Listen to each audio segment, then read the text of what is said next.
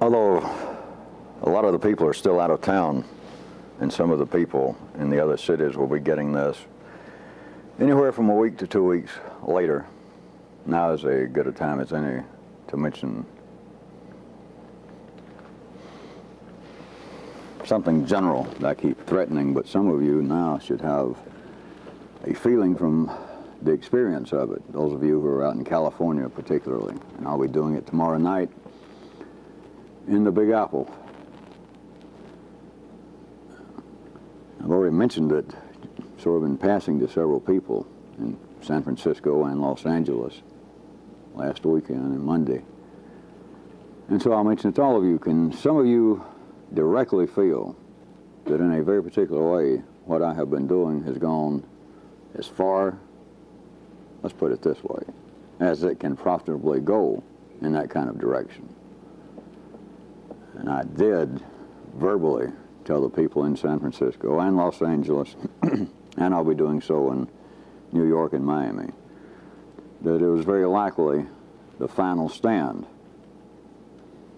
Of course, LA was my initial and swan song appearance, perhaps. Put a little more, or put in a different way, can any of you feel this? The kinds of people, more or less, that you were, the kinds of people hanging on, writing me, trying to meet and listen to audio tapes in these other cities.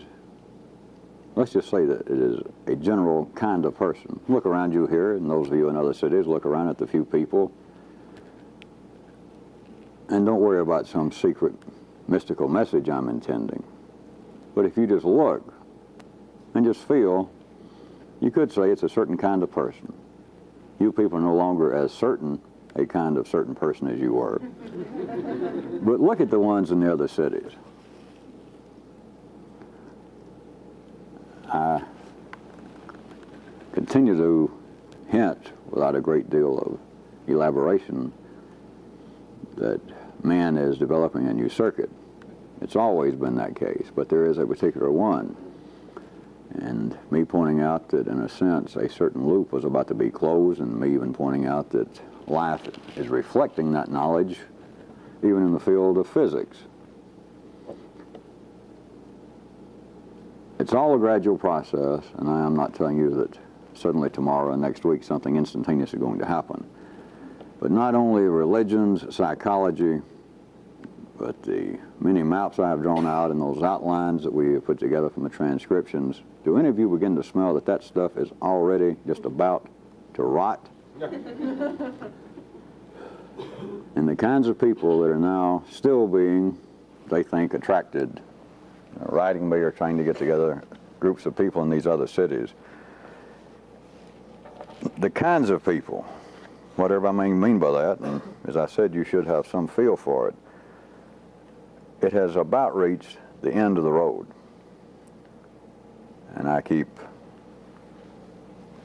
threatening, I know it appears to some of you that I was going to change something, or things must change, but you are about to see it. And I mean drastically. Because what would seem, if this is still not clear enough, what would have seemed to be out in the ordinary world, that always there's been, as some of the voices may tell you, there's always been a Moses, a Buddha, a Gurdjieff, now maybe me, and it's all, even though different times and places, different cultures, there's all some sort of continuing line, and everyone standing upon the shoulders of those great prophets before. Everyone simply elaborating on this great, must be, some sort of linear message running throughout the tapestry of humanity. But all of that is about to reach a dead end. It's been gradual. But the kinds of people that have been attracted to this, the kinds of people that you were in general, when I first saw you, they're almost useless. I mean, you were just barely useful. And the rest of them were in no worse shape in some quantitative way. But the day of me getting out there and giving these speeches, and people wondering what's going on, or people believing that really there's some great secret I'm not telling, that day is coming to an end. Someone told me about one that happened there in the theater in Los Angeles after the big meeting Monday night, my first appearance, and it was a huge turnout, and they're turning people away. A nice theater, and we had the slideshows going. I gave them a real jazz virtuoso performance. And I talked about everything from particle physics to economics to thermodynamics to humorous intros, which, of course, still don't play well with those crowds.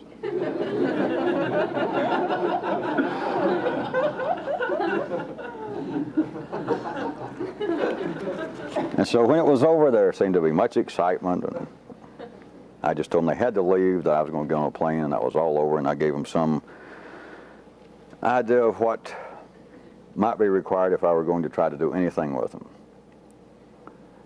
And it was reported to me that a woman was standing there in the lobby and just kind of speaking to anyone who would listen, and looking around and saying, "What was the point of all of this?"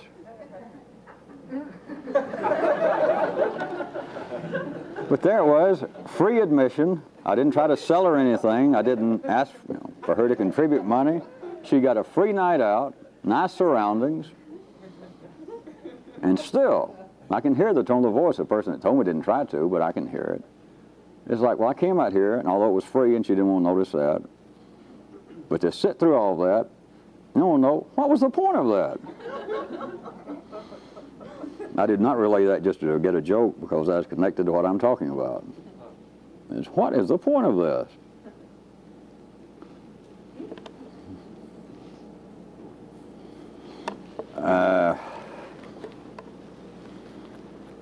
I'm still not trying to give any sort of veiled threat as to what may be going on between us, but there's going to become activity that you're going to have to become involved in.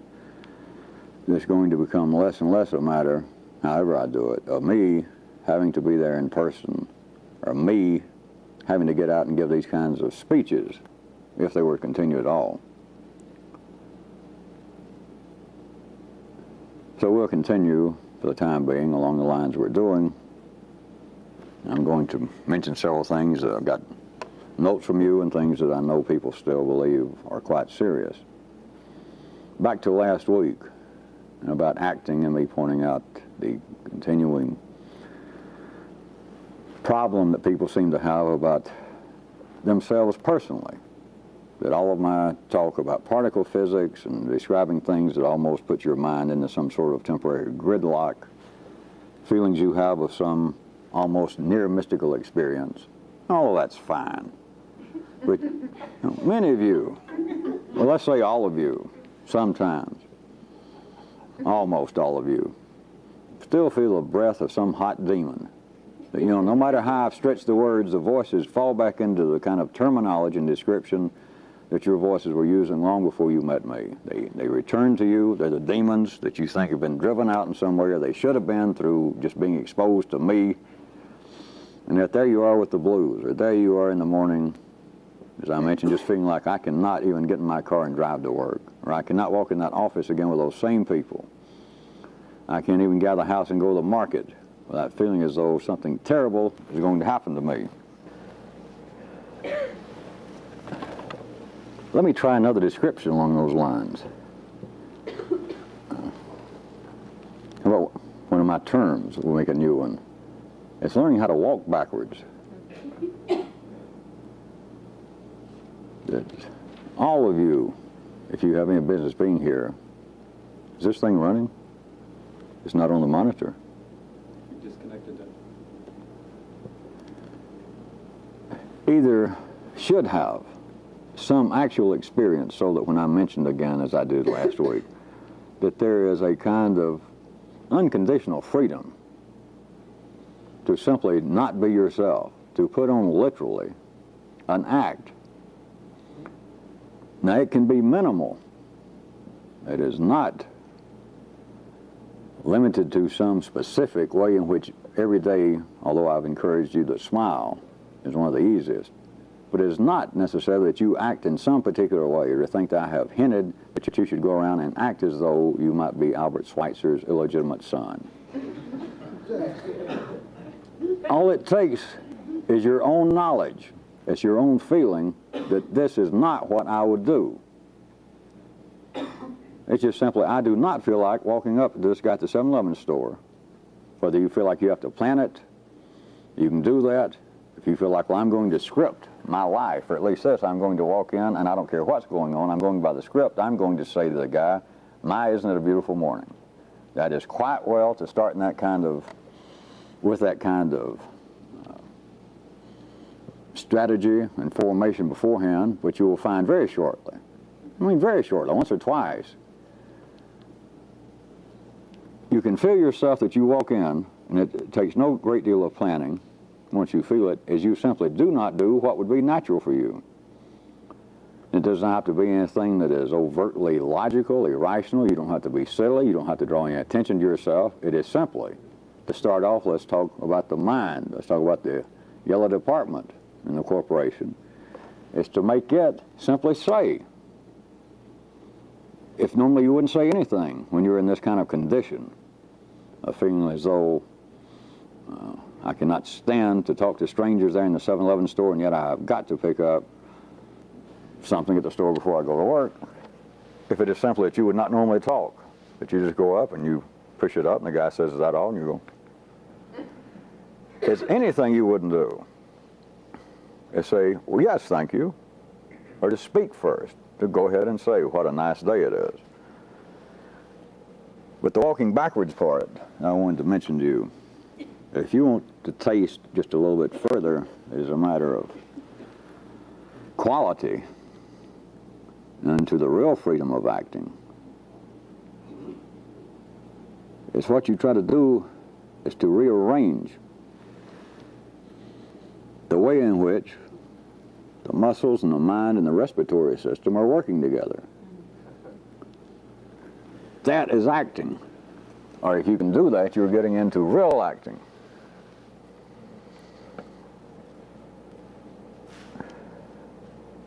I didn't point it out last week, and I hesitate to, in some way, really point it out.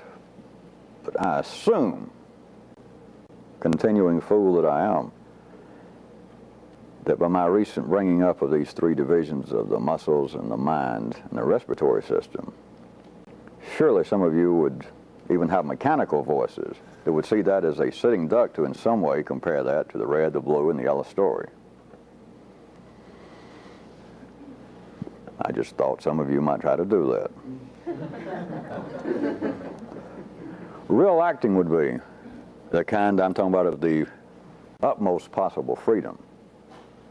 Would be if you could drag all three of those areas into it.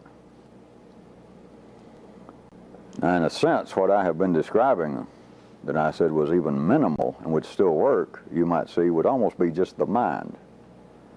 Just make the tongue itself say anything that you wouldn't say, or to speak when you wouldn't speak, that you get up to the checkout counter at the 7-Eleven with no passion. As far as the blue department is concerned, this whole thing is a sham. They're not even paying attention because they do not feel like it's a nice day. They have no desire to speak, and you take the mind. And you come up and you say, what a nice day. And even do the old insincere smile. That will have, at the ordinary level, for ordinary people, would have miraculous results. As always, unless someone had a kind of extraordinary aim, even if they don't know what it is, ordinary people do not get any lasting effect from it, or they would try it and look at it as a parlor trick. Or they would try it and perhaps even have voices that say, this is astounding.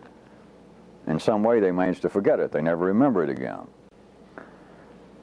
But I was just trying to push the stakes up a little bit, whether you actually do this immediately or not. But you should be able to neuralize and to hear something here. If you wanted the greatest amount, or if you wanted to look at it as being a real frontal assault on all of one's so-called personality problems, would be if you go walk up there to the counter and you bring the muscles, the mind, and the respiratory system all together in this sham act.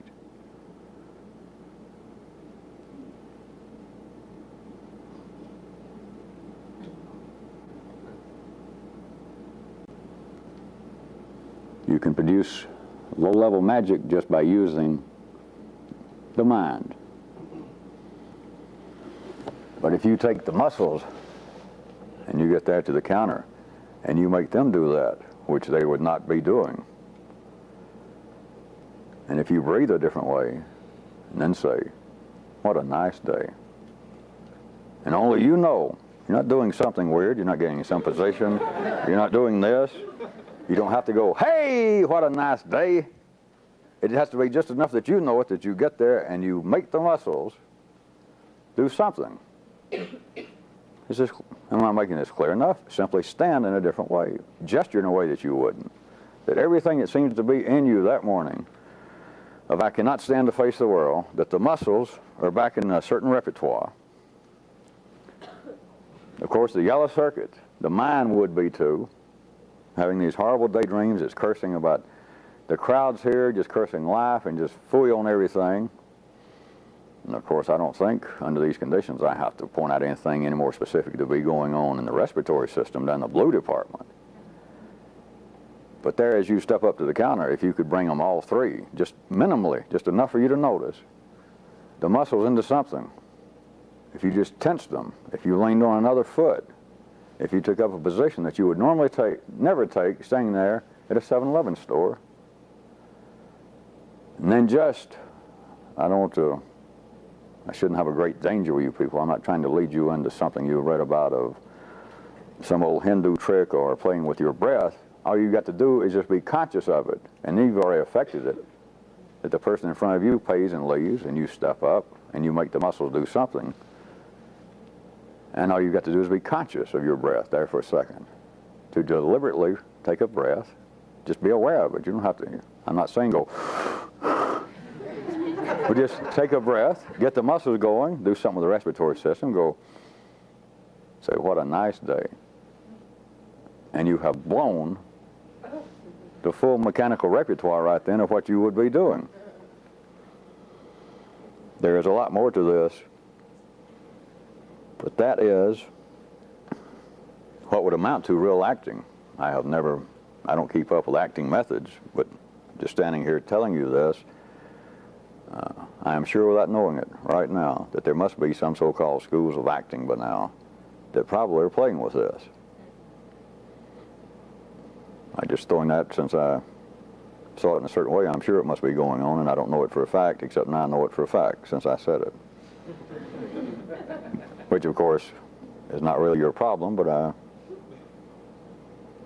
found that a passing interest, so I told you. When I say a certain kind of freedom, it is also what I could describe, and that many of you would feel, it is a kind of absolute control. I don't mean, of course, that you're going to change the course of history right then.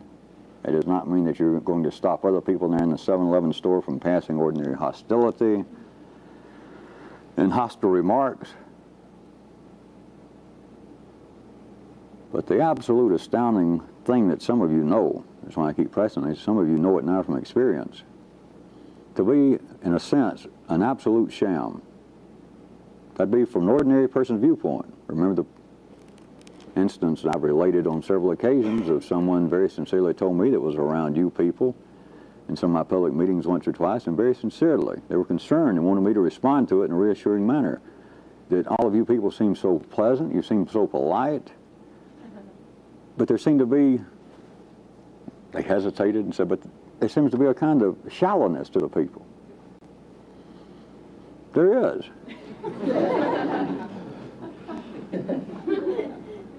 But the person was quite sincere, and it was a valid perception from the ordinary level. It is also, it would be a valid perception if someone knew what was going on, or an ordinary person heard what I was saying, that they would look upon, quite rightly, that what you're describing would be an absolute sham. Well, you'd be running your life. I mean, you'd be a nobody. You would be a walking, living example of hypocrisy, to say the very least. You mean that everything you said, and even if you try to control your movements, and the muscles, And even what seemed to be your feeling to tell someone, hey, I like that dress you have on. That you don't mean a word of it, right? Well, that's terrible. But see, but from the ordinary viewpoint, what they don't understand, do I have to go any further? It's what they call, well, I certainly don't approve of that because I may have my flaws. I may not be a perfect person. I may not be all that congenial. I know I have certain psychological problems of my own, but at least, damn it, I'm my own person, warts and all. And you're describing just walking around being an absolute shell of a person. You know, save me from that. I prefer to be around people that they may have problems, they may have prejudice, they may have all sorts of limited opinions, but at least, by God, they're real people. Right. There's enough experience here that I surely don't have to drag it much further, but all of you have not tasted it, and some of the people getting this in other cities still feel fairly far removed from much of what I describe, feeling as though they just bounced in the middle of something. But I will point out that some of you hear it even beyond necessarily having your own experience. That what I'm saying, that from an ordinary viewpoint of someone saying, I would prefer to be a real person, or I'd prefer to be around real people. They may not be perfect, but they're real people. Compared to what you're saying, I would not want to be associated with you or any group of people that were actually trying to do what you say, because they would just be shams. I would know it beforehand. That any time anybody looked at me and smiled, they wouldn't mean it. Or if I offered some opinion, or I read a poem I wrote, and they went, oh, that's very interesting. They wouldn't mean it. I'd know it beforehand. I prefer to be around ordinary people, and if they said, well, listen, I don't like the kind of stuff you're writing is simply derivative from some of the 18th century humanist writings from Northern Europe. I mean, even if they disagreed with me, if they critiqued what I was doing, at least I would feel like I was dealing with a sincere, real person. Not somebody like you're describing that went, well, that's very interesting. That's very interesting. It's the same thing, except one is under control and the other is not. But at the ordinary level, as long as consciousness is still operating as it is wired up to operate, with this vague sensation that we're all responsible. I mean, sure, we've been bruised and battered about while growing up and during contemporary times, but still, and the bottom line is, we're all kind of responsible for what we do. And I may have some bad prejudice against people. I may have a great deal of hostility in me, and I may even have a warped sense of what is good poetry and what's not. But still, it's me. I'm in some way responsible. And that is their opinion. And that was your opinion before you stepped into this. But do you see, in a way, if we went into a paratopical universe where everything can exist simultaneously, wherein it is existing simultaneously, but if you could see it, then these sincere people, warts and all, bad opinions and all, real people, it's the same thing as someone consciously, willfully being a sham.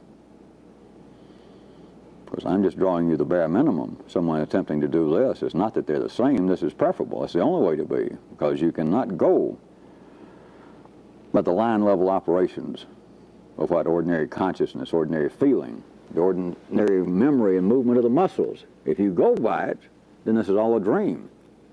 You just believe that you're hearing something unusual. You just believe that periodically you almost have great flashes of some mystical insight. But if you walk out of here, you're in the same condition that life has ordinary Protestant ministers talk about. You can't come and be a Sunday Christian, as they call it. You can come here and dress up and put $10 on a plate and shake everyone's hand, but you can't go out of here and go back to your life of sin all week. No. Of course, at that level it doesn't matter, but the truth behind that reflection is that that is correct. That you can think all the great thoughts or feel as though I have led you off to a particular area of the universe that was intriguing and made your little mind go snap, crackle, and pop. That maybe I am indeed the Kellogg guru. But if you go back in the muscles, the respiratory system, all the departments of the factory go back to their same old operation. Nothing's changed.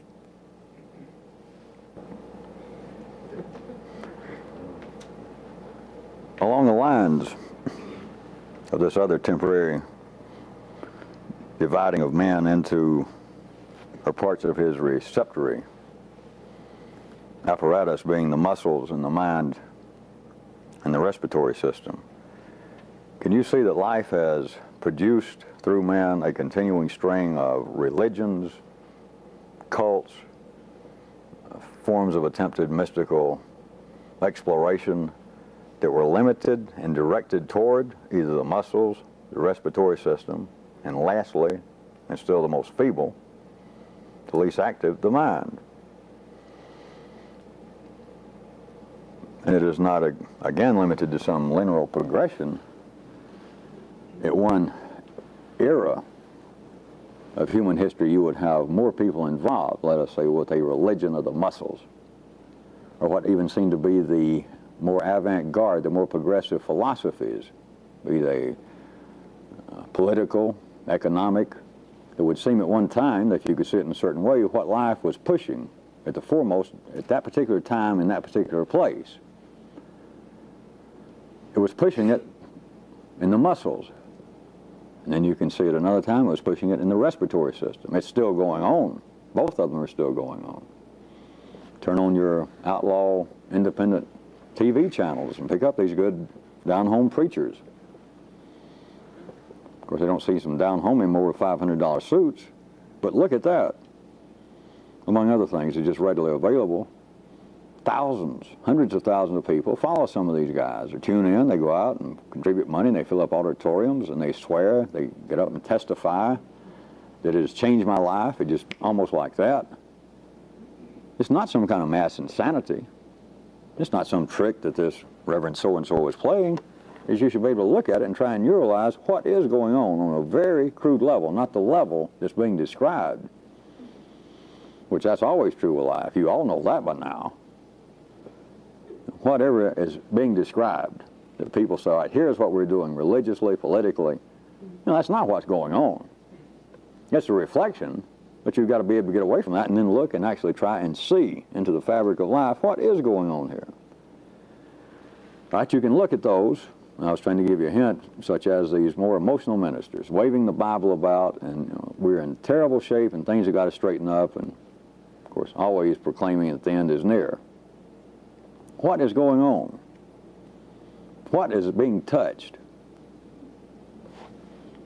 You can start off at any end you want to, or any area you want to, and ask yourself, all right, is this actually working on the mind? Is it coming from the mind? Is it an attempt by life to pass along new information, new energy via information to the mind? I'll go ahead and save you that one and say, well, not hardly. And it's, but then what is going on? What is the experience that they say that they are receiving?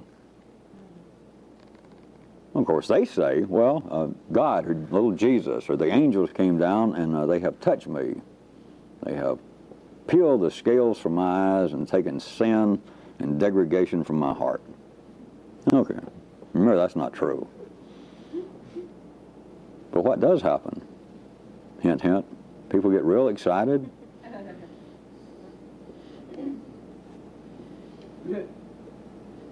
I think I'll leave. Well, I'll give you one more little one. How about mind reading? All these, the offshoots of would-be mysticism, occultism. The people saying that they can read somebody else's mind. Of course, ordinary people saying that, you understand, cannot. Or else ask them what they're going to say next, and they'll throw you out. But back to the idea of some kind of mind reading, that I have, or this person over here has some sort of God-given or mystical ability. They can talk to you, he or she, and they can begin to tell you things. Or they can ask you questions and say, wait, you're lying to me.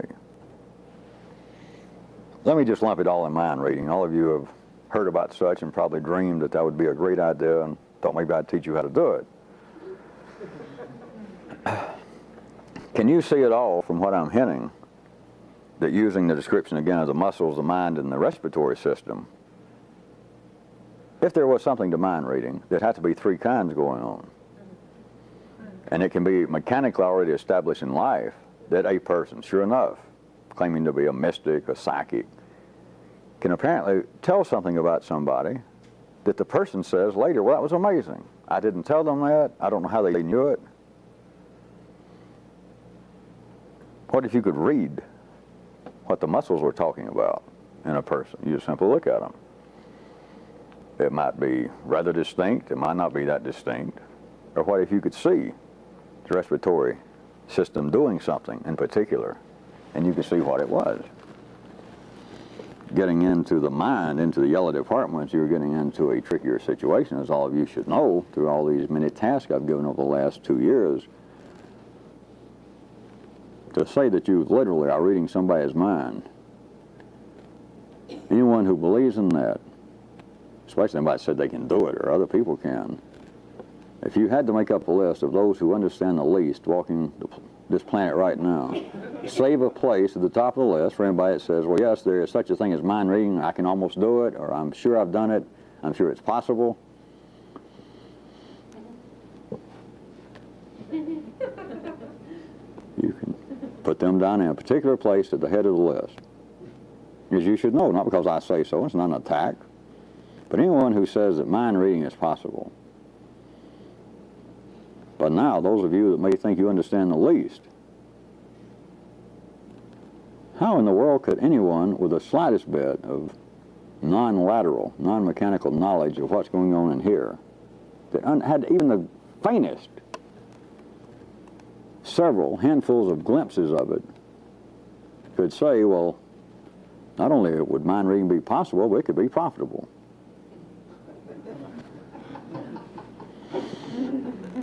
Also, what I was hinting, what has always passed for mind reading, what has passed for being a psychic or someone that could look at somebody and tell them unusual things and maybe apparently even have an unusual effect on them. I am hinting to you that it is operating not at the level they call it mind reading, but your mind reading, they are mechanically the muscles and or the respiratory system. Which doesn't sound quite as exciting, do it? What are the preachers doing? Mechanically pacing the stage.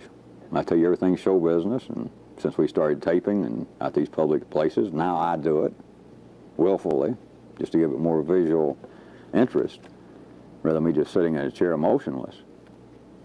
But there is something going on. Always when you have one person in front of an audience, whether it's being passed off as religion, a political speech, a man showing up telling you how to make $1 billion per year in the stock market while staying in bed.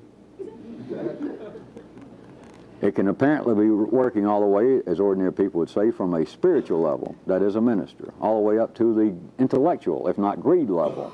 Seminars on how to make money in the real estate market. But if it is purely coming from the blue department, via religion, if it is truly coming at their respiratory system, which life used to have people talk about their soul, their heart. I'm just taking you a little closer to where it is. There is no soul, there's the respiratory system. All the way from that to what its first blush might appear to be, into the mind, into the yellow department. That is, I am here to give a seminar with booklets here, and I want you to all have pencils and paper.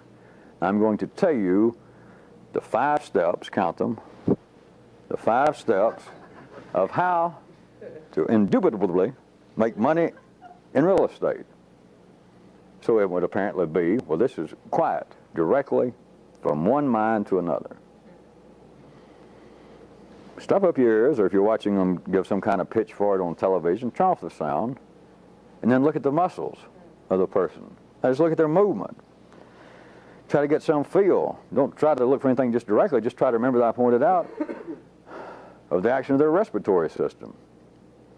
When you got somebody on stage, it's all showbiz. Remember that. Whatever I mean by that, which is more than just some sort of glib remark. It is all show business, and show business does not operate primarily at that level. Show business is not one of the prime areas of responsibility up in research and development and management. It understands the need for it to a varying degree, but they turn it over to those more suited to it. Those that move and those that can pant. Those that can get very excited. Those that laugh, those that cry. The research department is not going to send down a 119-pound chemist to go down and work in the mines. I mean, surely he could get down there and do something, but it is not profitable. That's not the most efficient way. You get guys with biceps, you get guys with strong backs, you get guys that's just what they're suited for. The same way that certain kinds of people are more suited to be up in research and development. Down in the blue level, from the yellow department's view, they're pretty flaky people, kind of undependable, but they're the kinds of people that will come up with new advertising campaigns. They're the kind of people that can produce dramas that seem to grip the heartstrings of people. They're the ones that will cry when they hear a good sad story. They will laugh. They will get out and try to sell somebody on something that, as far as the people up in research and development or management are concerned, you know, I could do without it. It's beyond me why people would buy something like this. But some of our guys invented it. We got to keep producing. The thing's got to stay in business. I couldn't go out and get somebody to buy it. I couldn't tell them any reason to buy it other than we produced it and we need to move it. And you can't do that. It's the people downstairs. They'll write the jingles on the next floor. They will cry. They dress weird, but they're just passionate about what they do. And I don't like to be around them particularly. They're kind of undependable, and sometimes they're almost frightening. But they have their own job to do, and we can't do it. I don't want to do it. I'm not interested in doing it. One time we had a guy up here that tried to write a jingle. We're going to do a new advertising campaign for some new products. And one of the guys talked us into it, and he wrote something, and I couldn't tell. I don't care that much about music. I don't care that much about the whole advertising field, but it sounded all right to me.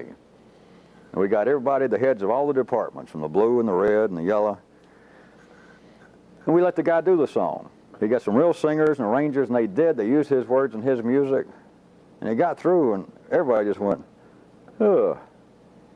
And then I did realize, well, this is not the same that they normally put out down in the blue department. I can't criticize it particularly because I can't do any better. At first, when I heard it, it sounded okay.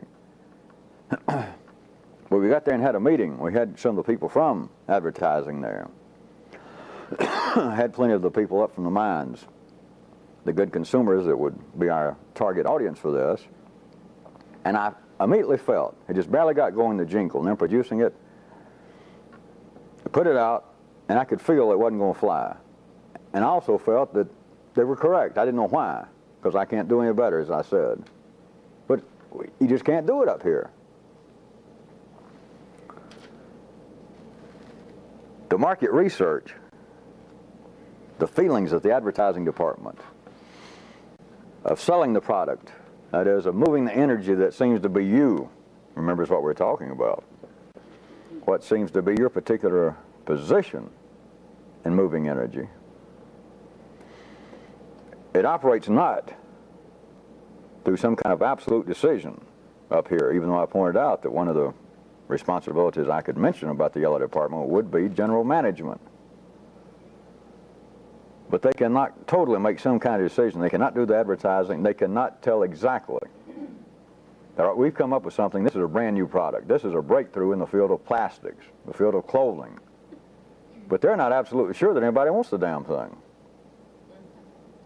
Because that is not what research and development was up to. They were just playing around.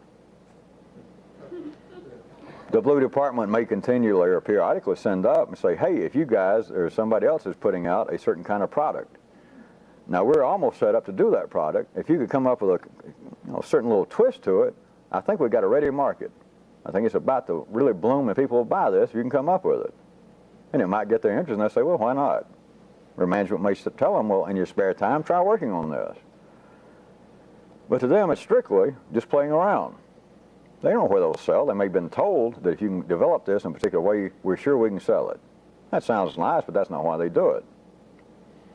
The mind reading is as known. Market research.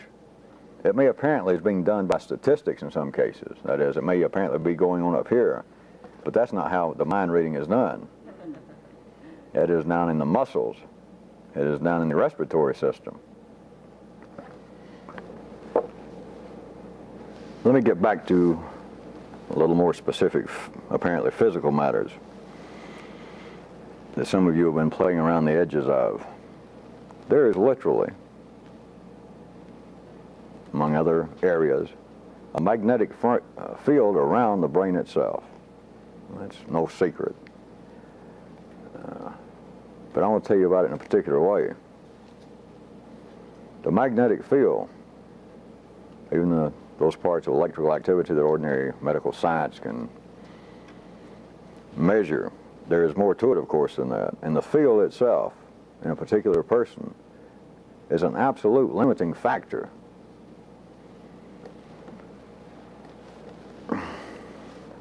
You are talking about, or I am, we are, a field that is limiting what seems to be I consciousness.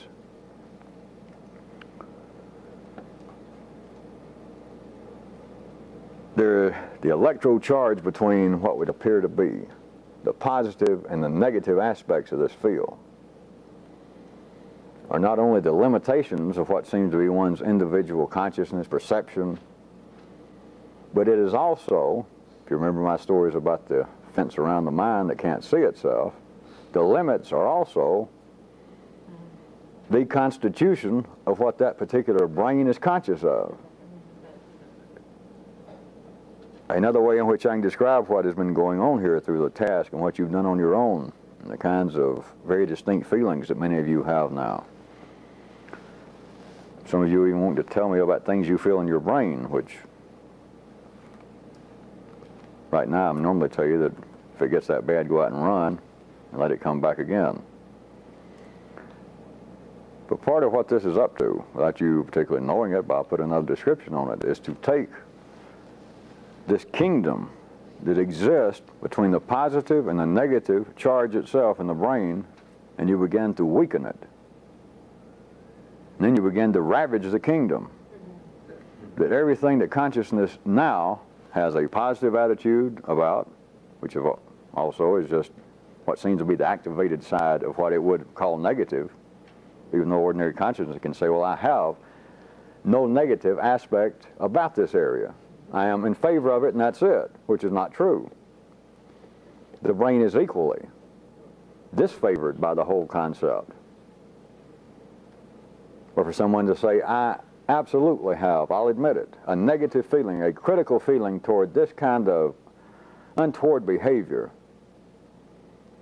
in the scenario of human intercourse. There is not one good thing about this. There is not one positive feeling, notion I have about this, and it's not correct. There has to be an equally weighted, equally charged, otherwise charged aspect of it, or you could not be conscious of one aspect.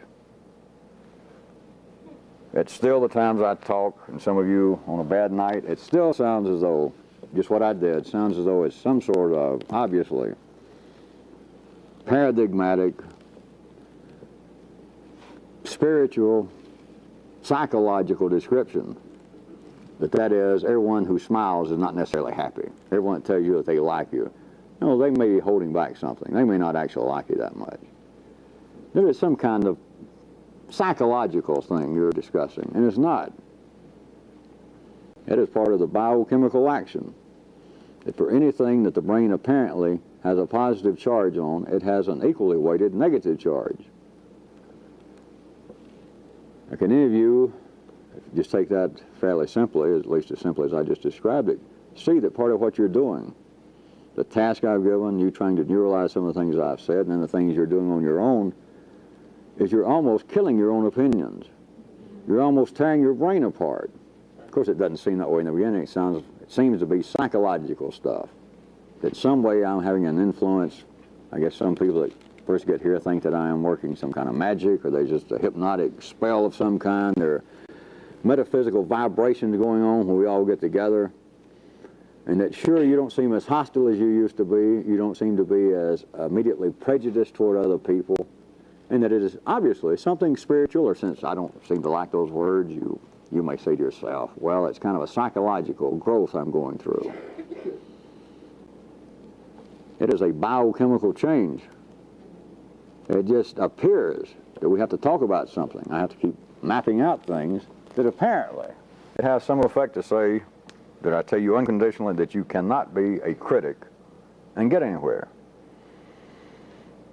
It is just, if you need it, it is the absolute bellwether, it is the absolute proof that you're ordinary. At any time that you seriously entertain voices of criticism toward anything, then you're just as ordinary as you can be. I mean, if you tried to be more ordinary, you'd fail. You're in the first ranks of the ordinary. You're working right for God's little corporation as your parents would believe it, and yet you seem to be doing otherwise. That I am not just a blind servant of this. When I see that which is an error in life, by God, I point it out. Somebody's got to.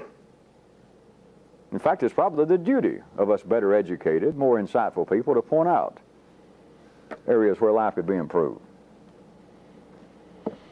You are just back to being a card-carrying member of the ordinary party. You're doing that which should be done. And I know that it would appear to be, from many views, from many voices in you, that all of this is psychological. It's psychological, it's spiritual, or it's intellectual. It's me playing with words and trying to get you to look at things in a different way, and in some way it kind of coincides with you feeling less hostile, for you feeling less fearful. And you attribute it, or you listen to the voices that attribute it in some way to it being other than it is. It is a biochemical change. It is an electrical change. That there is an absolute unrecognized kingdom. It's a barrier between all the positive charges in the brain itself and all the negative. But it comes out to you. It comes out to the brain into so-called consciousness in verbal ideas. I do not like Catholics. I don't like Buddhists. I don't like Russians. I don't like loud people. Now, I may be an error. Maybe I shouldn't have this strong a hatred against the Irish or against Muslims or anybody. And it's probably something, I know I picked it up. I remember my father was very prejudiced. And so, I mean, it's understandable. I don't approve of all of it. The whole thing, apparently, when you start talking about ideas, opinions, we're certainly in a realm far removed from the churning noises of the liver and the stomach. And to that I say, oh yeah? And to that some of you say, There is no such thing as an idea without a biochemical base. Doesn't matter what it is. There's no such thing as an opinion. There's no such thing as a religious belief. There's no such thing as anything that's named unless you have a biochemical and an electrical energy going on in the nervous system. Part of what me doing these continual talks and then the task, but part of what goes on here that at times seems as though something flashes from me to you. That just suddenly it was like I came out of left field, that apparently I was talking about something that seemed to be making sense, and perhaps your voices were saying, well, I'd even thought about that, and I'm glad to hear that he's sort of reinforcing what I'd already believed. And then it's like suddenly I jumped to another planet. It just the unexpected happened, and it's that feeling that, ooh, that, you know, all the little energy, all the electricity or whatever it is, everything was running right along and go, yeah, yeah, yeah, and then it was like, it went somewhere. Ooh, and we're talking heavy metaphysical here. We're talking biochemicals, what we're talking. We're talking electrical charges. If you could go back, if it was worthwhile, I pointed out that this kind of thing can be of interest. You can use it, but go back, take every religion, take all holy books, every group of people, the main tenets of the religion, whatever. And if you look at it, what they're talking about from one viewpoint, of them saying, here's the messages that God sent us. What the messages were saying, without necessarily giving the methods, is what you've got to do is break down that barrier. You've got to ravish that kingdom between the positive and the negative charge. Love thy neighbor as thyself. Forget it being spiritual. Forget it, although it still strikes people, as it's supposed to. That, ooh, yeah, yeah. If I could, if I had time, if it was possible, if I did it and then everybody else would do it, I'd really do it more. But just the feeling that we all should love one another, being repeated all these years, it hits people and vibrates some way, and they go, yeah, yeah, I'm all in favor of it. To love thy neighbor as thyself, can you see that the barrier between you and your neighbor, the barrier between the recognized, that is the voices that speak loud enough for you to hear, the electrical energy going on, of a positive feeling toward whatever the word neighbor seems to also conjure up, and the other activities, the molecular activities in your brain that seems to be a bringing about, and indirectly then it starts stirring up activity down the blue department. You hear people mumbling and running around down there. But that love thy neighbor as thyself, can you see that if you could take this barrier between the positive and the equally weighted, equally active, although it doesn't appear to be, negative side, between whatever neighbor was, if you could tear that apart to where they were suddenly confronted, then you have the reality of what life is talking about to say, love thy neighbor the same way you do yourself. Treat him the same way. But rather than looking at it as some very far away, some elusive spiritual idea, we're talking about an electrochemical process.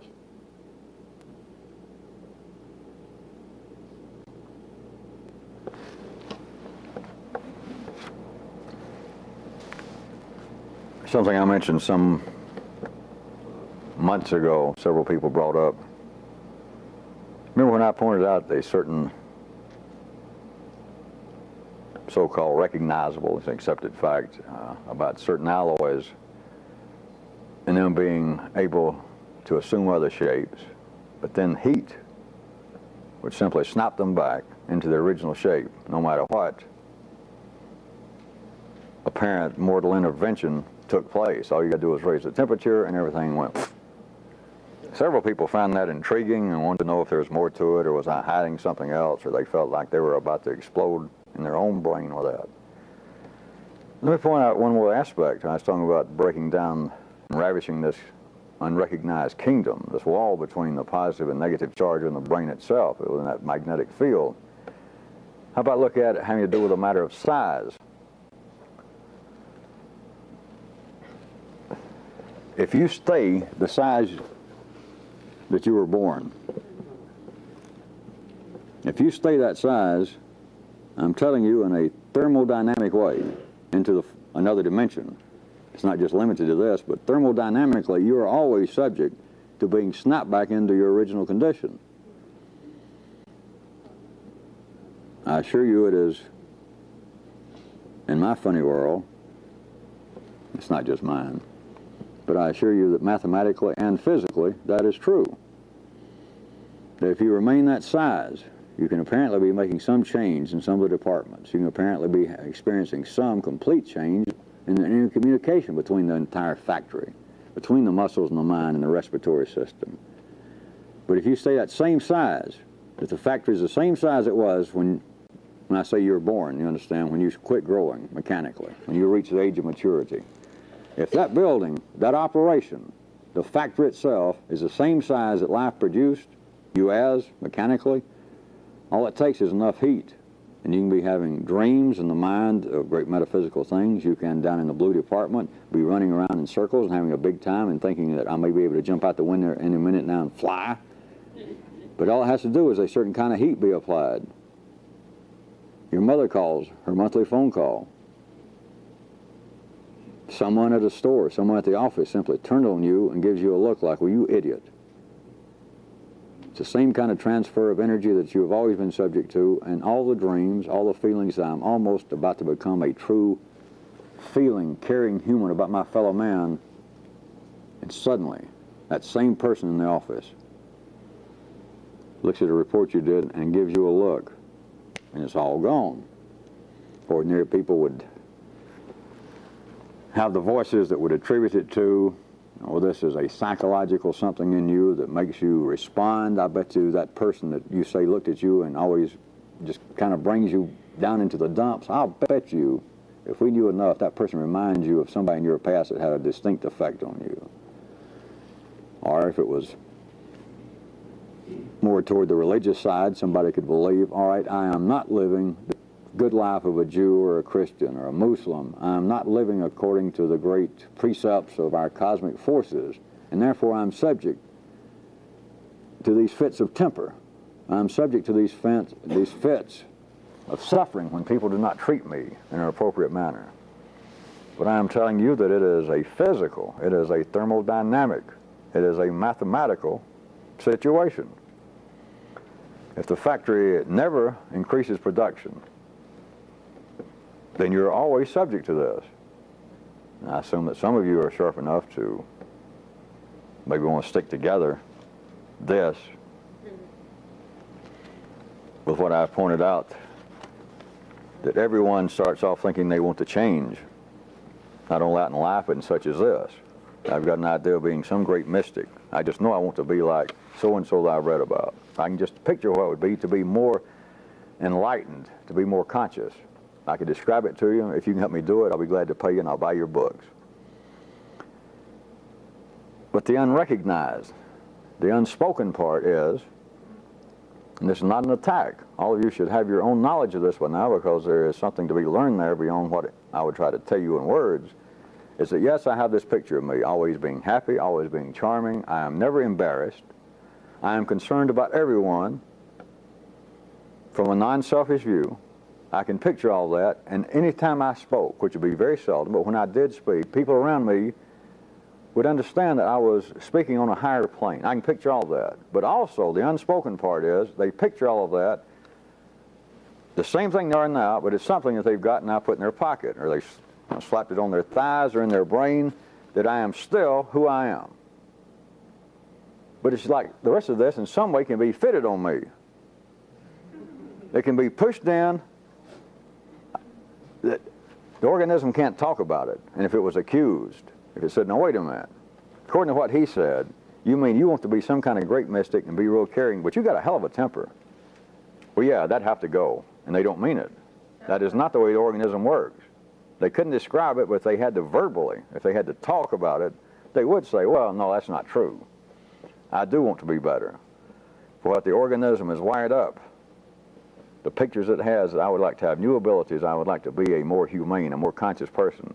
It's still, I want to be who I am now, and then I want all this other shit stuck on.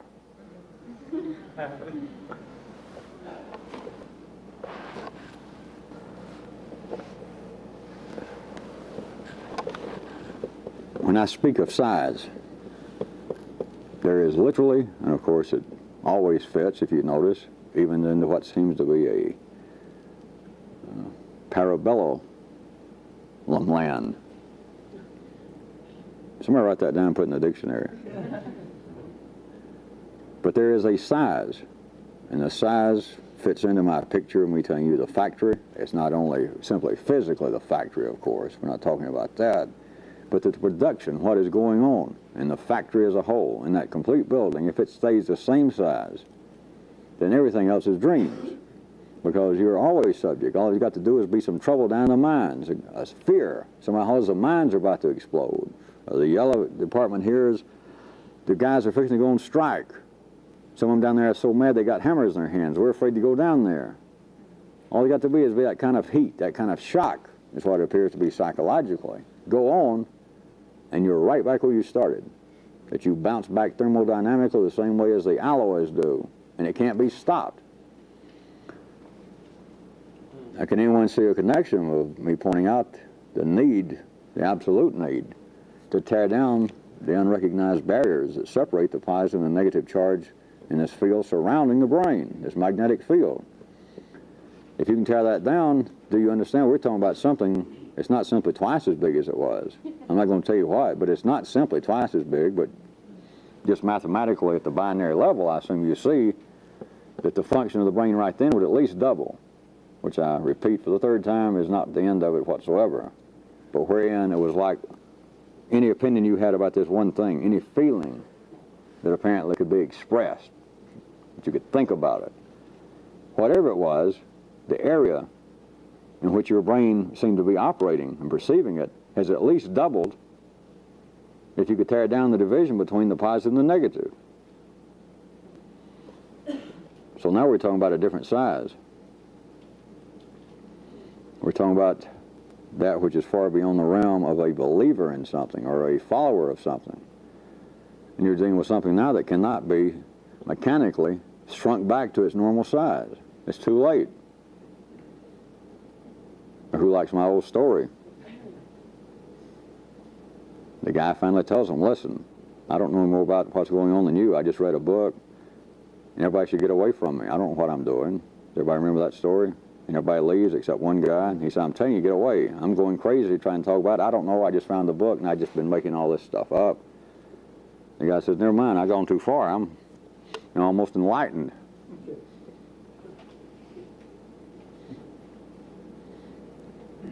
I thought we'd end up with a tenuous connection at best.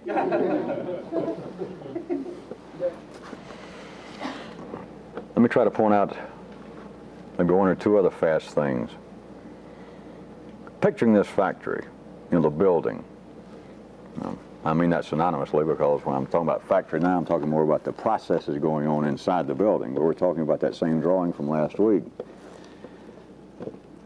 When there seems to be changes taking place, from one department to another,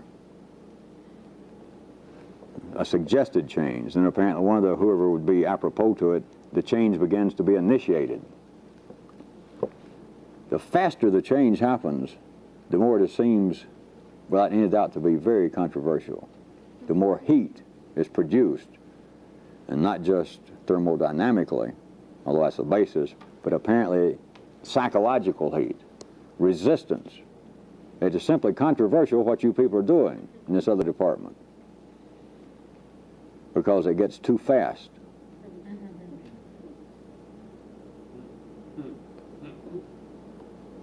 Inasmuch as all of you seem to thrive on tenuous connections, that was also connected to size. Thermodynamically, although that's the basis, but apparently psychological heat, resistance. It is simply controversial what you people are doing in this other department, because it gets too fast.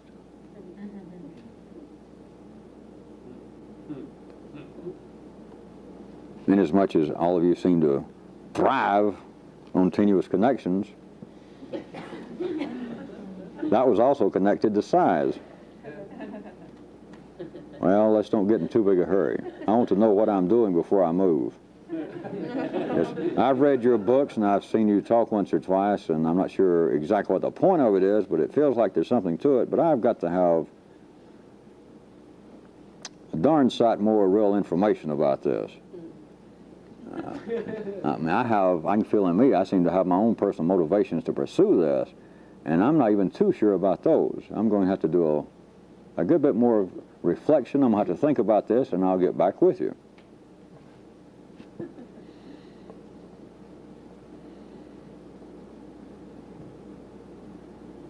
We certainly don't want to stir up any controversy. Well, every time I say something like that, some of you, I don't mean necessarily the people that just laughed, you get a certain kind of, let's say, perverse pleasure over thinking I'm going to do something absolutely outrageous out in life. That will either bring a great deal of inside humor to us, or else may just heap scorn all over us and people attack us. And some of you had voices that's what you were looking for. Maybe eventually you can become a martyr, or at least be close to me when somebody takes a shot at me and think, boy, it nearly got me. This is exciting. You do know I'm not just talking about such as that.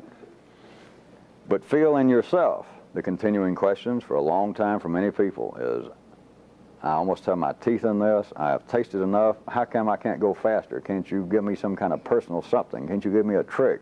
Give me some death-defying task to do. I'll do it. I'm sure enough of where this is going for me that I got to move faster. What you're wanting is controversy. I'm not saying no. I'm not saying that in some way that is a blanket rejection of wanting to do that. It's proper to want to do it.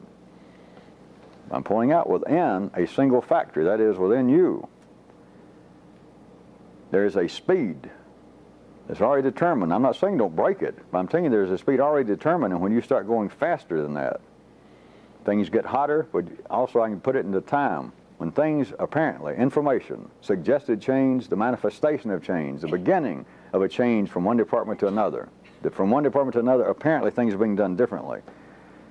If the speed passes a certain point, it becomes very controversial. In other words, the change is not as liquid, it is not as smooth as you may at first imagine. That suddenly, coming out of the woodwork in some of these departments, you've got people beginning to drag their feet, you've got people beginning to put out reports, you've got people saying, look, we got to shut this down. This new department things are getting out of hand, we don't have enough information, we may be taking the wrong track.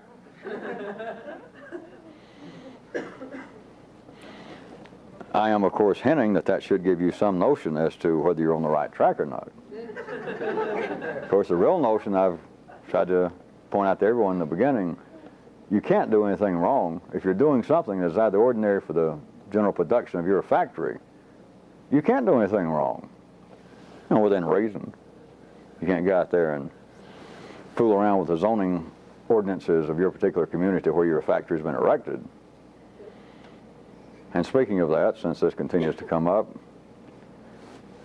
many of you are beginning to go through these little stages already of having these internal small bursts in the beginning. And feel like that you've got to get hold of somebody, you've got to talk to me or somebody else here, or this indeed is beginning to be a mystical experience I'm having. Now, I've told you that all that's predictable. There is nothing unacceptable about it, keeping in mind the rule about whether something is under your control. But let me point out, over the wide range of you people who just feel as though you haven't even had such a thing, and those of you who felt like that they're coming on with some regularity, these, let me just call them like everyone else would, mystical glimpses are fine. But remember, the feelings of little mystical glimpses are okay, but don't forget to change your oil and to take out the trash.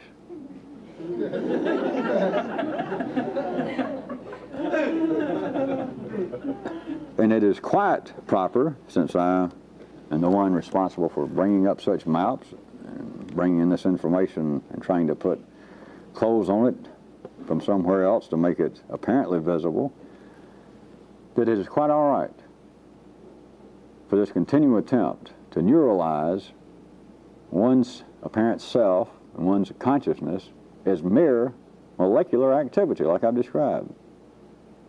To continually attempt to neuralize man himself is just simply a biochemical process. But don't forget to bathe and to do your taxes.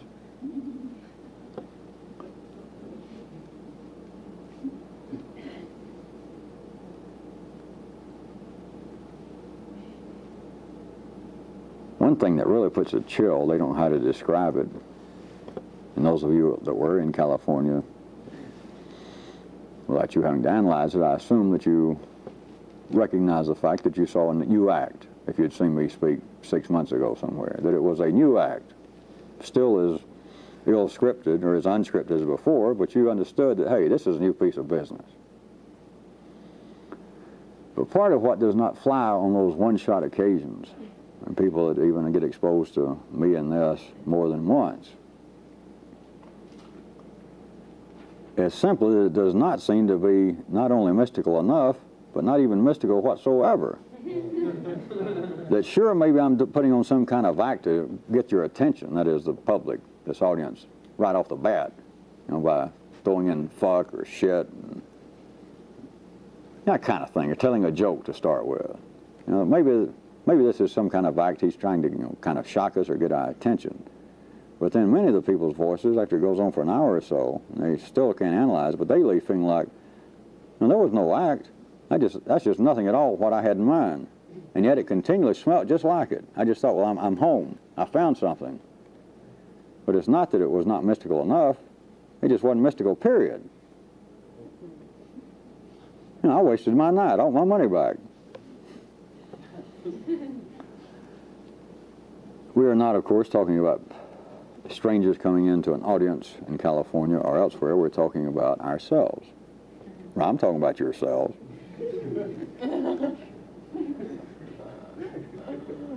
It is such a thin line to describe it. The experience itself there is no substitute for. The times that it first hits you, the first time especially. You can't describe it. You've got to find somebody to talk to. You understand all kinds of things. As I said, just one gulp. Just a fragmented second of a new kind of biochemical activity, reaching into a circuit that is not yet activated in man, you swallow listening to me talk for 2 years. It's just gone, that you see. But the particular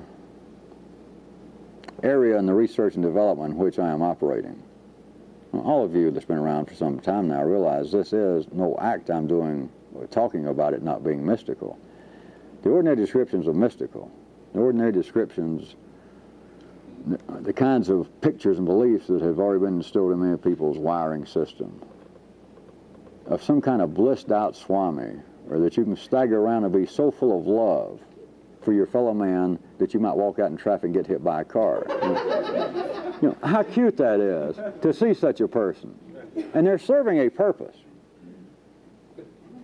I refer you back to Kairut and the sandy paths. Life goes in a certain way with those people. It keeps going, trying that sort of thing. But this feeling that I could be so blissed out, or that I've even had these little tastes of experiences, I know what you're talking about. Now wait, all I've got to do is, if it expands enough, I'd almost be incapacitated. There for 4 or 5 hours that night, or for 12 hours, what I went through was just... But from one viewpoint, when it was over, I could almost say that if that went on, if my whole life become that way, I feel like I'd probably just sit out on a cement block out in my yard, and I would just enjoy the next 30 or 40 years I have left. I guess every now and then when I begin to get faint, I might remember to eat, but I could just sit there and just watch traffic, just watch people, and that'd be it. The feeling is quite real. It is the basis, it is the reality behind, and is the basis of all of life's dreams put through man about religion, about God, about love. But that is not what this particular area in the research and development department is about. Bring this up again from a slightly different direction to tell any of you that ever start entertaining voices or entertaining even action that seems to be now part of your repertoire, that you feel, and you entertain the voices describing it as being acceptable, that I am becoming less and less motivational, just in the ordinary sense of doing my taxes, of getting a new tag. But you know, what can you expect of somebody getting as close to a great mystical level as I am? No. You got to remember to check your oil. And I hate to tell you, but you got to do your taxes. Or if you find a way not to, you tell me, I'd like to know too.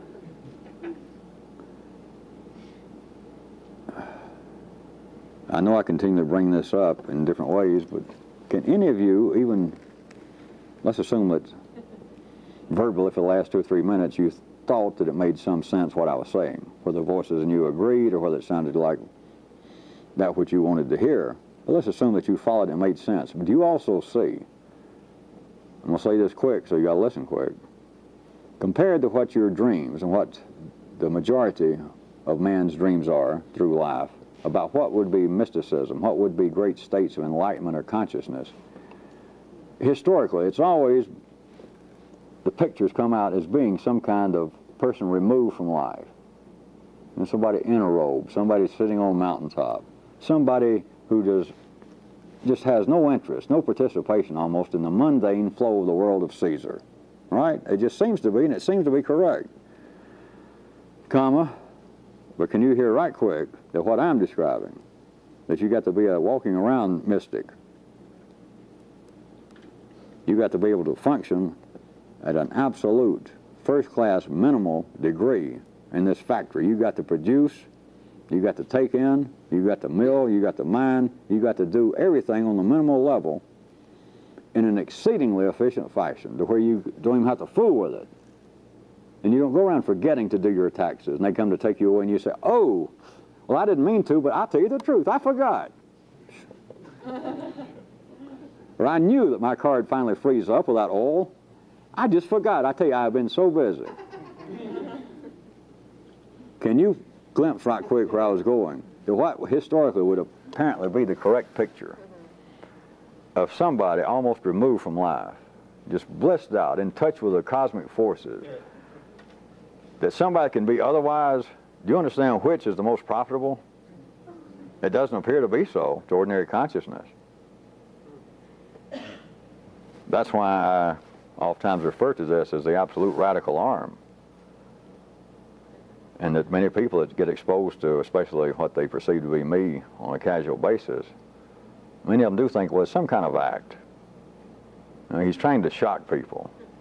Now, I bet if there's really to him what I've imagined, and when I read his books and slept all night and I thought how great, I bet, you know, he doesn't smoke, really. He just does that in front of us. And I bet he goes home and he wears robes, and I bet he does meditate. I know he doesn't have a TV or anything like that. That the way he's acting, those crude jokes and the stuff he said, it's some kind of act. I can almost catch the purpose, but that is not. You know, that is not a real mystic. That's not really somebody that would be more conscious.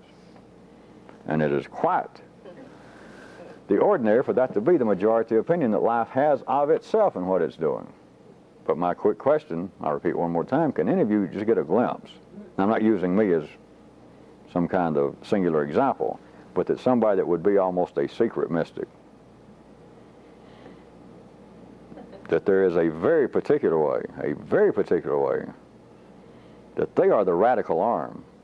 That is life's greatest talking to itself. That is life's greatest plans compared to what would surely be the real mystic, the guy or woman in some way fairly well removed from that ordinary mundane flow of everyday affairs.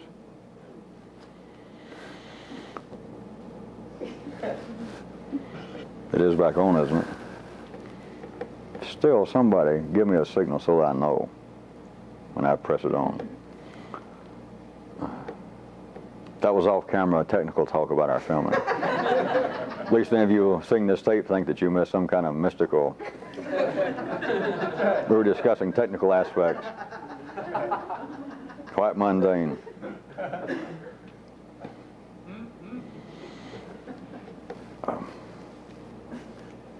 Before I read some of the questions and comments, I want to say something that may sound a little vague as far as you being able to use it personally. But for instance, several weeks ago when I asked for that task of tell me your personal goal, and I've asked you similar things before. Now, I did not specifically have this in mind vis-a-vis that particular task. And so I'm not using this to say that you in some way disappointed me. But I want you to see if you can feel and see yourself that everybody in here, and it's true in life, but everybody in here, you got little old teeny weeny, itsy bitsy pogita aims. I mean, some of you tried to tell me, of course I didn't necessarily require the writing, since I can read your muscles and the rest of it anyway. But some of you could hardly even come up with a description. Like, well, my little aims are so little I hate to even say anything. I worked on it all week, not even know what to say. That's almost not good. Now, some of it is going to be swept up by me dragging you people, turning over some of whatever my new course of action, which is going to be new, of having you do it. And us out traveling once or twice a week, going to different cities. So part of that is simply whatever the aim I'm up to, whatever we seem to be doing, that's going to become part of yours. But it is almost approaching a certain kind of objective displeasure. Just trust me. That none of you, even though you may not feel it naturally anymore mechanically, that none of you can actually come up with a good old 800 horsepower,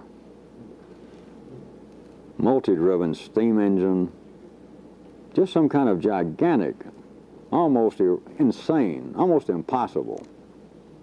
Of course, you got to know that you're doing it, but almost impossible, big-time aim. Since that is having such a uproarious effect, let me put it to you another way. Why not? Then your aim may now be that, well, since you asked me, I'd like to lose 5 pounds. Hey, why don't you lose 200?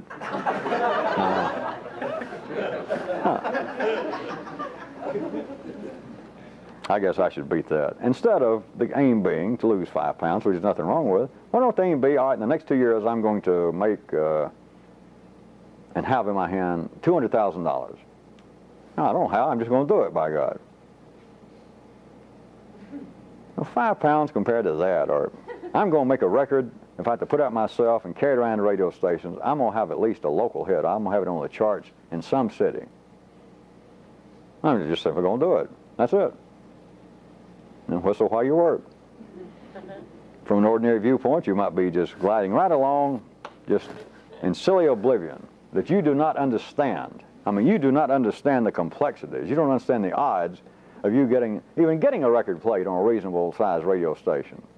No, you are a babe in the woods. You are a rube with a capital R.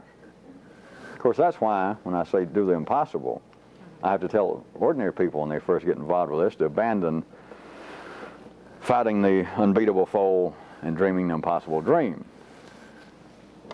But there's a difference in undertaking what may appear to be an absolutely insane goal, but you've got to understand what you're doing. And when you do, we're back to the level that, so what? Doesn't make any difference.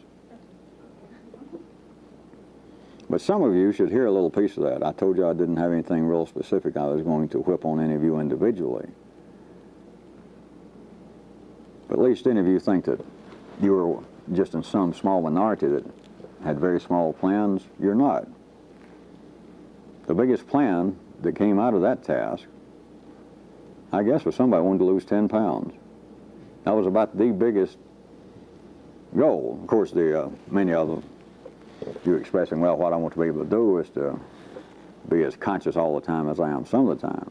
But I told you that it was quite proper just to get down to the level of mundane, everyday goals, because we're still not about to set up a commune and everybody withdraw from life.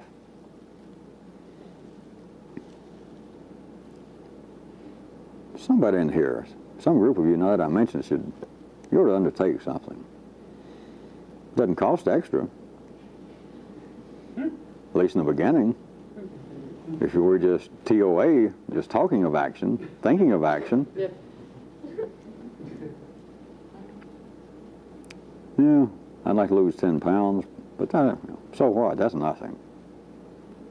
I would like to have paid for by next year a new Ferrari. I'm going to leave it with you, not describing that any further. I'm going to, I just started glimpsing at the additions of the task of people adding what they may perceive to be the responsibilities of the departments I put in the great building of life. I just barely got a chance to glimpse at a few. One here that I did want to read. Out in the yellow circuit, the person had listed as one of the possible other responsibilities was Murphy's Law's formation. And down in the blue department, the person has Murphy's Law enforcement. Down at the red level, he's got Murphy's Law's implementation.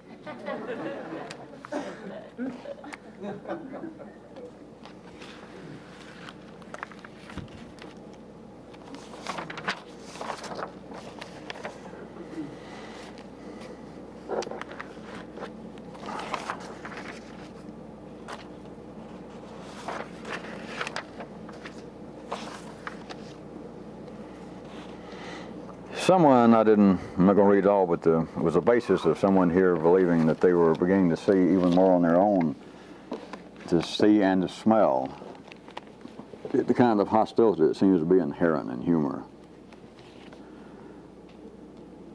And laughter, still the kind of question that can there be such a thing as laughter without humor? I mean, laughter without hostility. And of course, everybody that's around this at all realizes that if we sit around and talk, it's almost a non-ending string of jokes of some kind. Try another pointing about laughter. Since I engage in that which seems to provoke laughter, and I love it. Love to hear jokes. It is possible to laugh, and without being hostile. And if some of you don't realize that, then you have been in a very, I would assume looking back, very sticky situation to be around me and to hear us going for hours of laughter if you were still accepting, or it seemed to you that, well, I was just being as hostile as anybody else. Then you have been in a very uncomfortable position. I'm not assuming anybody really felt that way. So I was going to try and give you another pointing at laughter without hostility. Well, should be obvious to you, it is not a laughter apparently at another person. Although if a joke or some comment I make that produces laughter, I talk about that woman that after the meeting stands around and says, what's the point of all this? And I got to laugh. It made me laugh when I heard it. But it is not a laughing at the woman. It's not a laughing at any human when you can do it correctly. It is almost a laughing at times at the silly experiments, the silly contortions that life goes through. It's not laughing at the people. And on that basis, as long as you don't, if you're not a white person falling into laughing at other white people, then you can find the area. You can feel laughter when it has nothing to do with the people involved, apparently. Nothing. The laughter is being produced at times just from the silliness. Of course, you've got to be unordinary to say that. Either that or a fool to say, well, life does dumb things. To ordinary consciousness, as I've noted, many people would think, well, that's like saying God does dumb things. That's all you're saying. You just change the words. But it's silliness. But you can't be ordinary and say that. You can't be ordinary and see it.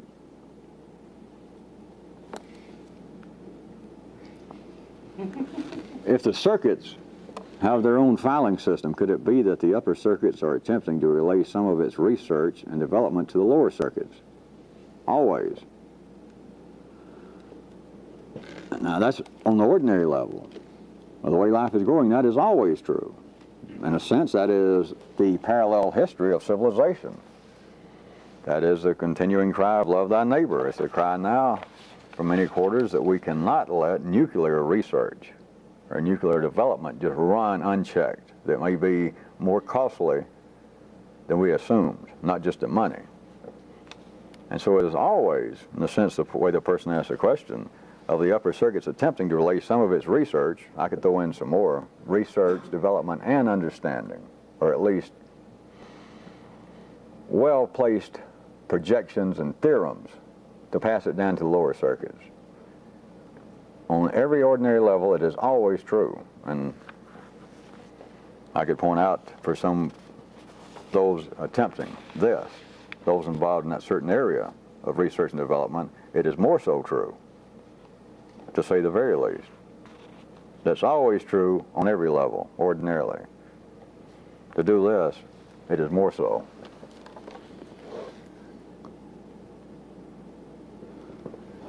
Is attention and effort always necessary?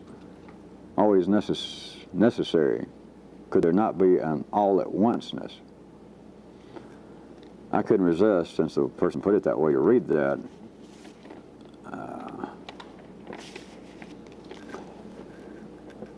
I'm not going into it tonight, but I kept throwing out little hints over the last year. And I referred again to the paratopical universe. And I have mentioned the last week that what seems to be different times, I mean this absolutely, are all still in operation. Is why nothing can make any sense in a linear fashion. And it's all at onceness, the way the person put it. There have been many descriptions of would-be mystics, people that have apparently had some part of the nervous system ignited through drugs or through some accident.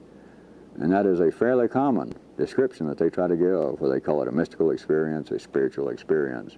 It was almost as though time stopped, or it's almost as though time in some way got all stretched out. It was almost as though I could see that all that which had been before hadn't gone anywhere.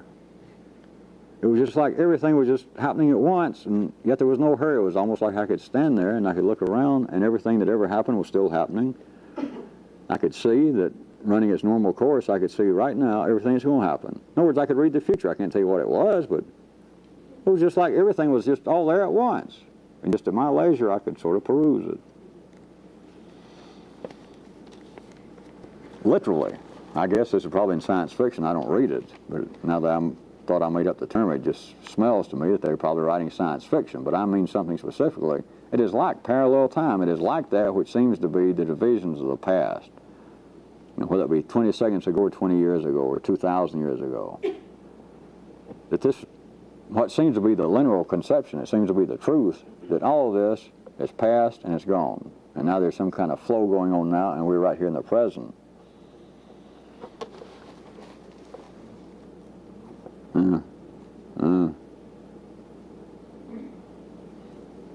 So I am going to get into that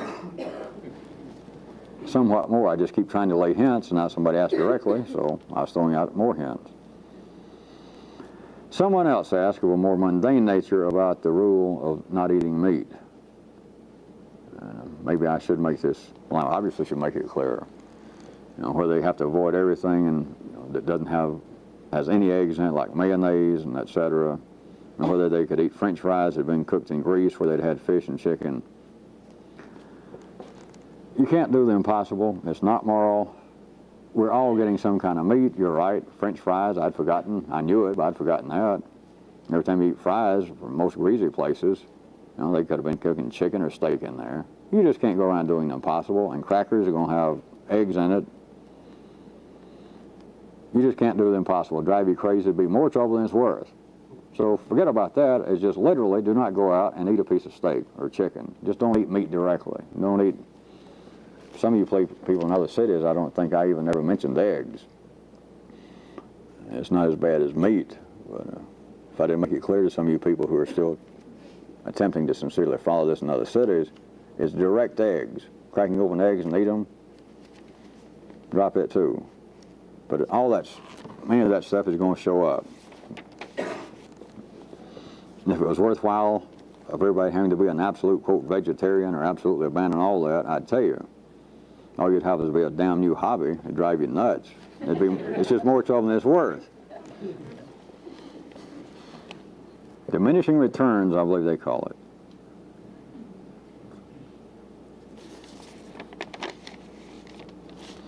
Someone wrote me a page or so of observations, but right at the end I wanted to read. It says these kind of one-line comments and observations that so many of you are now so good at. Neuralizing is the attempt to see the yellow circuit from a non-digital vantage point. Trust, I didn't read it all, but trust me. No. I'm going to read parts of this one. There seems to be a way in which the yellow circuit can deal with and discuss an almost completely impartial level, i.e., a simple how does this thing work or how does this get done and what's it going to take for me to do it. Then it seems that in some cases a same matter can be on consideration to the blue circuit, but it consistently seems to be interpreted to it in terms of, you asking me any question about this is some kind of attack on my ability, or you wouldn't be asking. Is the attempted division of these two attitudes along yellow circuit and blue circuit lines accurate, and is there any perceptible workable manner that people with these two different approaches can work together? All right, let me refer, the person didn't attempt to ask it in this way. Let me refer you back to what I was mentioned earlier. Instead of just the circuits, how about expand what the person's asking? Did everybody get it? Using their description, it was like yellow circuit can ask an impartial question to see somebody do something and say, hey, how did you do that? To see somebody operating a piece of equipment. Say, how did you do that? You know what the person was doing would seem like a yellow person, circuit person, up in the yellow department. You could ask them, and they'll stop everything perhaps, say, well, I'm sure, come here, I'll show you. Whereas, apparently, according to what they're asking, you might be down in the blue department, see someone over there doing something, and go and say, how do you do that? And they almost take it personal, like, well, what do you mean, how do I do it? I'm doing it wrong? What, you know more about me? You criticizing me? That they take it personally. How about jumping from those into the muscles, the mind, and the respiratory system? How about what I mentioned sometime earlier this evening? Or what I'll go into a little bit further. I just mentioned it. it's what ordinary people would be inclined to call mixed messages, or to feel like, well, somebody told me something, and I thought I could trust them at the time, but now looking back upon it, trying to be objective, I don't believe that they even meant to ever do what they said, and I'm not even sure they're aware of it. If that was too convoluted or too complex, how about my ancient example of the salesman, the ordinary guy that says, "Hey, glad to see you." And he smiles, and he's got a bow tie that lights up and says, "Good luck." And he's reaching for your hand. He says, "Hey, glad to see you. What a pretty suit you have on. And is that your lovely wife?" And yet something tells you, well, this man's not glad to see me. You know, in fact, I want to get away from here. That something's wrong. All right. How about the muscles putting out a message? Transmitting energy as it must with an ordinary person. It's putting out and transforming a kind of energy and putting it out. So is the respiratory system, and so is the mind. And it comes out in what can be referred to as very mixed messages, or I'm not sure what the person said, or I feel as though what they're saying is not true, and I can't tell you why, I can't prove it, but I wouldn't trust that person. Does anybody see any connection between that and what I just read? And how could two people get along like that? How could they possibly work together? How about this? What if one of them could do an absolute muscle to mind to respiratory system act? What if they could both do an act? Of course, they both did an act, then you're left with this. There's nobody there to identify, well, this is no longer an act. We have taken our personal merry-go-round, at least for the time being, and we have instantaneously, just you and I, we have upped the turn of the screw one time at least, right here, just you and I. Because since we're both involved with an act, there's no way to define what the act is. Nobody can catch us. Of course, then we'd have the kind of people that come back around and might see you two in operation and say, I thought some of those other people were shallow, but these two people, now there's real. I can't describe it, but these two people are extremely shallow. I mean, I can tell you those two people.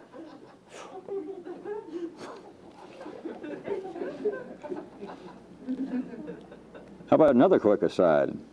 I guess you'll hear what I'm saying. That kind of viewpoint of them saying about you being shallow. There's the kind of person wired up to react that way. They just didn't say it to me. But you understand, if they thought they saw it in you, imagine how shallow I am. They just couldn't bring themselves to say anything like that. But if you're shallow, just remember, you're child's play. I am so shallow, I'd make you look like rank amateurs.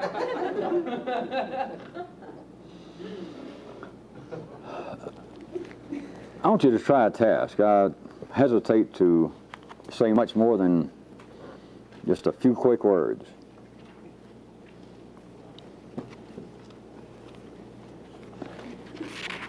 I'll give a small hint preface. Remember the times I asked you to try and neuralize yourself?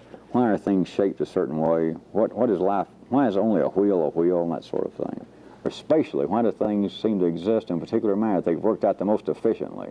Why a wheel? Why a fork made like this? I want you to try to do for me.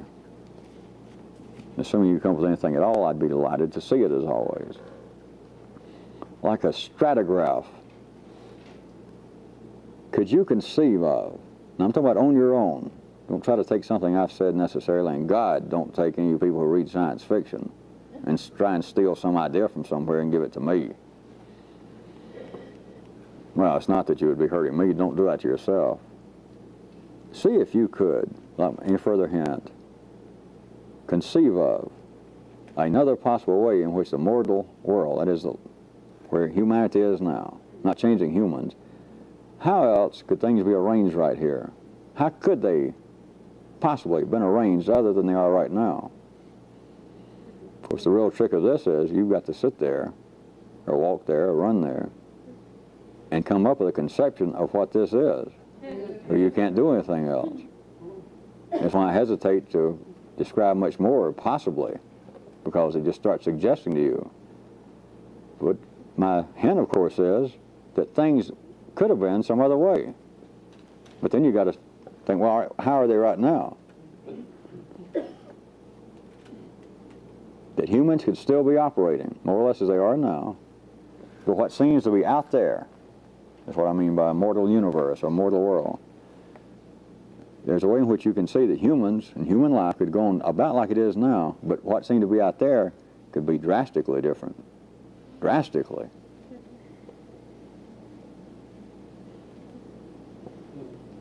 If this makes anyone's head hurt, remember, take a break when you try it. Go run, or walk out in the lobby of a theater and say, all right, what's the point? I mean, what was the point to all of this? Oh.